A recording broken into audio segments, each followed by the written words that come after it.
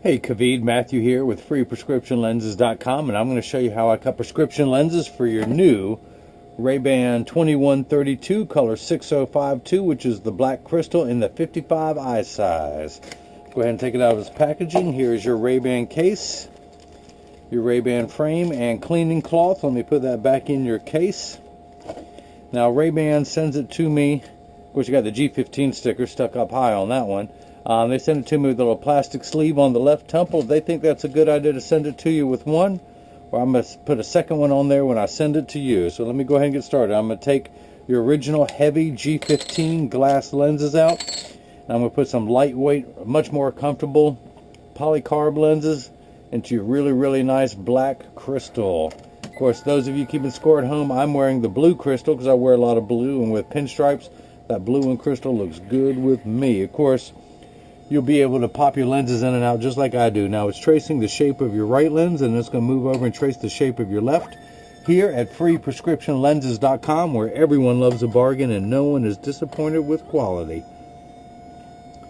So it's just about to finish tracing the left lens, and then I'm going to pull your shape up onto the computer here. That is your shape. I'm going to put your pupillary distance of 69. Let me put that in there. We are good. This is a polycarbonate lens being cut for a Xyle frame, which is old school name for plastic. And one thing I want to do is I'm going to take this down 1/10 of a millimeter. I just know in advance the 55 eye size is a little bit larger bevel, so it cuts large. So I'm going to take it down just in advance to speed things up.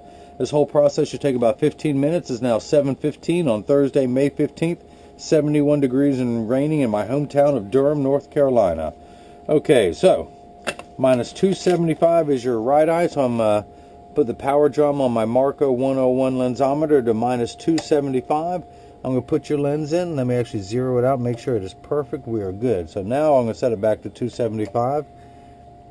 Find the optical center and put a dot on your lens. And if you can't see that, I'm going to darken that. That is the right lens. Let me go ahead and do this. Minus 375. Spin the power drum to that. Put everything in there and hit done. Ooh, that's a big wet one. And that is the left. So I need to put this block on here while it is cutting. This is what's going to hold it in place while it's cutting in the lathe. So I'm going to put, I have a little 3M, just like the same people who make the Post-it notes. Sorry, let me clean up real fast. But I need to put this little sticky pad on there. The black side is the sticky side, so I'm going to put that on there, pull away the tape, make that side sticky, and I'm going to push this down. Now essentially what I have is an optical crosshair. I have a vertical meridian and a horizontal one, and I just want to make sure that red dot is in the middle. I'm going to do the same thing for that one. That is your optical center. And let me get that one lined up, and we are good. So the first thing I'm going to do is put your lens into the chuck, or as I like to say, the Charles, because I don't know it well enough. But these calipers are going to come down and trace the shape of your right lens onto the lens itself, starting on the concave side first, which is closest to your eyelashes, and then it's going to move over and trace the convex side of the lens, which sits away from the face. The actual cutting wheel is down here on the bottom. It's that lighter color wheel on the left. It is like a heavy grit sandpaper, and that's going to grind away your lens material. This wheel in the center with that channel, that valley, that is what's going to put the bevel onto the lens so it stays inside the bevel of the frame. I will have to close the door in just a moment due to the sound, but for now I just want you to see as your prescription lens touches down onto the cutting wheel.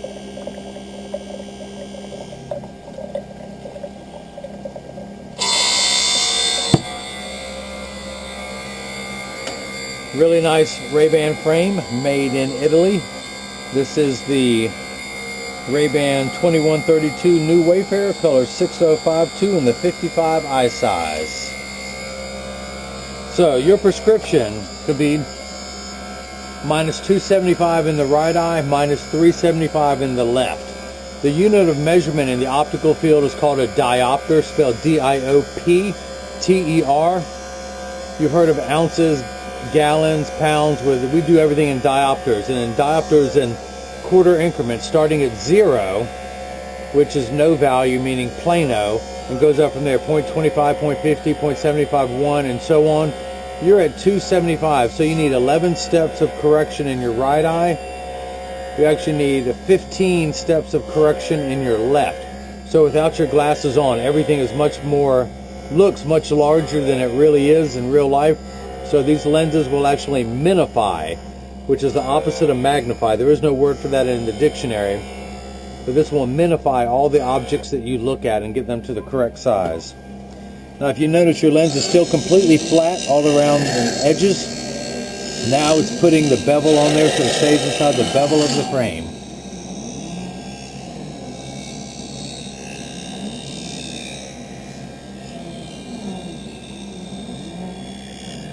Always like pulling off the little optical sawdust that's on the edge of the lenses.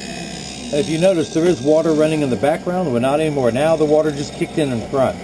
Polycarbonate lenses cut dry where plastic and high index cut wet. So the water's trying to wash off any optical debris that's on the lenses now.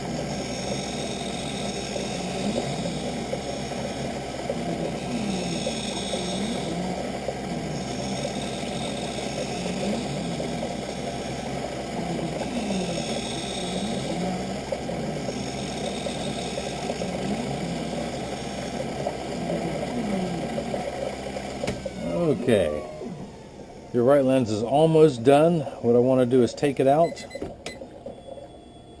and dry it off so it's not slippery. And you still have some rough edges.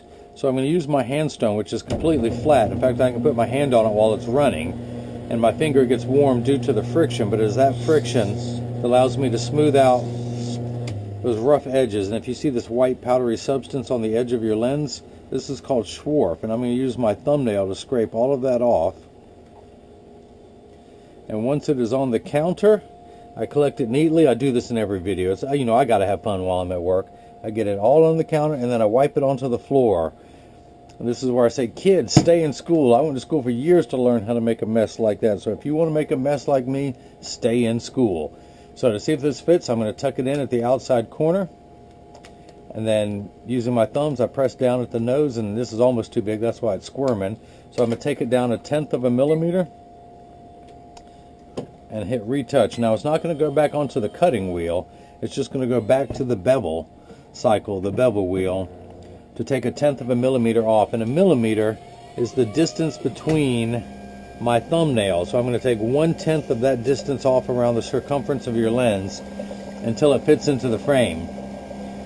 The golden rule, you can always cut more off of a lens, you can never add it back on. So that's why I've started a little bit large and I work my way down until it fits perfectly.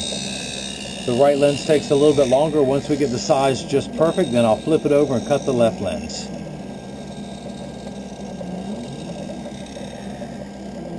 Now the nice thing about your frame is I wear the same frame in 10 different colors.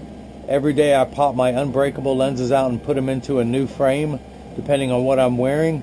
So, and you don't have to do that yet, but not today, not tomorrow, but 5 weeks, 5 months, 5 years from now, you buy a second color of this frame and your lenses will fit perfectly. And they're not going to quit making this frame. They have been making this frame since 1992, and they're not going to stop making it anytime soon. So you'll be able to rock these things for years with no problem.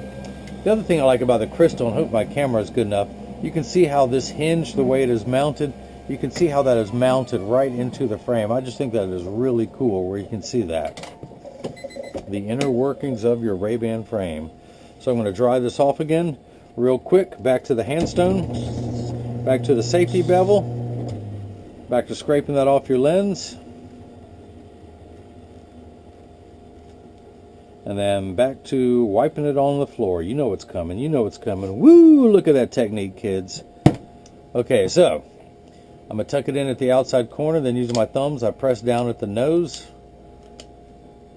And it does snap in, but I'm going to go ahead and cut the other side. I'm going to make it a little bit smaller. But I'm going to go ahead and work on your right lens a little bit more. Let me just take that down a little bit and hit start. And just like the first time, the calipers are going to come down, but this time they're going to trace the shape of your left lens to make sure that this lens is large enough to fit. And it is. It's just a routine procedure that I can't override. If I could, this would save me about a minute on every video. But as soon as this begins cutting, I'm going to go ahead and keep working on your right lens. Now, your lenses are made out of the polycarbonate material. Polycarb is 40% thinner and lighter than regular plastic. It is virtually unbreakable.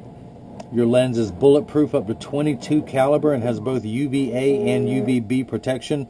We know what the sun's harmful ultraviolet rays can do to your skin from overexposure, where your eyes are 8 times more sensitive than your skin. So you have permanent sunscreen for your eyes.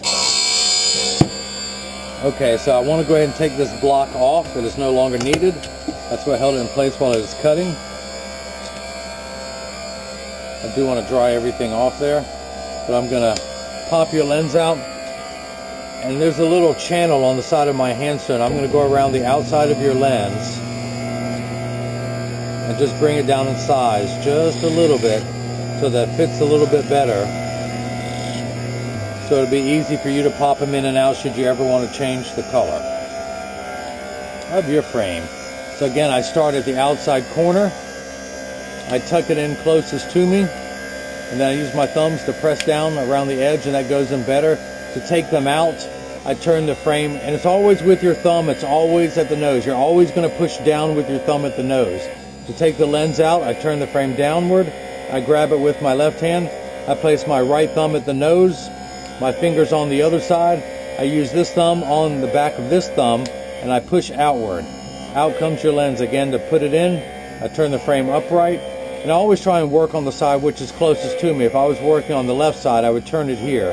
I'm not trying to reach over the frame to put it in. So I start at the outside corner, and then I use my thumbs to press down. Now sometimes it's easier. Some people like to tuck it in at the nose and then push down on the outside. You can do that. You'll develop your own technique to see what works best for you. Again, you can see water running in the background, but not now. In just a moment, the water jets will kick in like you saw before to clean away any optical debris. But of course, as you have seen, as soon as it comes out, I'm going to go over here and put some more on there. Ooh, there's a good piece right there. I love getting me a good piece. Look at that. Look at that. That's a gizzard right there. Or a spleen or a pancreas or something. So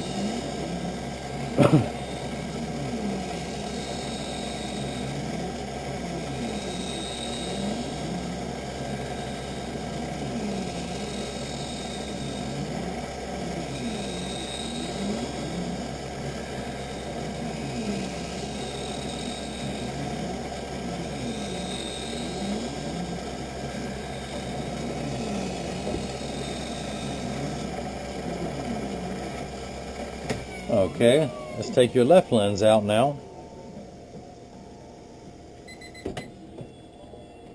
Dry everything off again. Back to the handstone. Put the safety bevel on your left lens. Back to the thumbnail. I do this so much I've worn a V-shaped bevel into my thumbnail. My friends call it my occupational thumbnail. So once this is all off of your lens, collect it in one nice little pile again. This time behind the back. Watch this technique, kids. Woo! Kids, how many times I got to tell you? Stay in school. Alright, so I'm going to tuck it into the outside corner. And using my thumbs, press down. And it snaps in. We are good to go. I'm going to take this block off. It is no longer needed. Now I've still got the 2 red dots there. And your pupillary distance is 69. So I'm going to place the 0 at the end of my PD stick on your right lens next to my thumb. Then I'm going to hold that there, and you've got a 69 pupillary distance, so that is made perfectly. Your lenses have no astigmatism correction, so there's no way I could have miscut those, but just for the sake of argument, let's put the power back in and find out that it is minus 275, which we have here. Minus 375, which we have here. That is the left lens. So before I ship them to you, I just want to make sure they're in standard alignment. So when I put them on the table, there is no wobble where I have one ear that's higher than the other. So there's always going to be a wobble on my glasses when they're on the counter. So there's no wobble there. I flip them over, no wobble. In fact, I never did clean the dots off the front of it. I'm going to use my optical grade acetone to clean those red dots off your lenses. Make sure there's no adhesive sticker residue on there. Dry everything off there. I'm going to hold them up to the light to make sure there are no blemishes. And we are good to go. So, flip them over, make sure there is no wobble. Close each temple to make sure they line up perfectly and the same amount of tension on each side. Now, if anyone out there has any questions about what I can and can't do, just email me at freeprescriptionlenses@gmail.com and I'll answer back real quick. Kavid, I hope you enjoyed watching your glasses being made, and everyone else, you got the chance to see how I bring that love and feeling back to glasses. Thank you.